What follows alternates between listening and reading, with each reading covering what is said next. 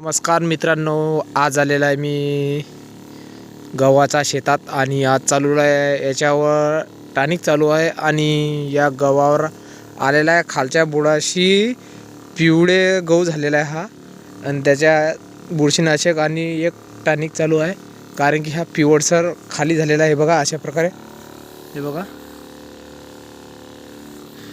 पिवळसर झालेला आहे तो, त्याच्यामुळे याच्यावर आज फवारा चालू आहे. हे बघा गहू कसा झालेला आहे, पण जबरदस्त झालेला आहे.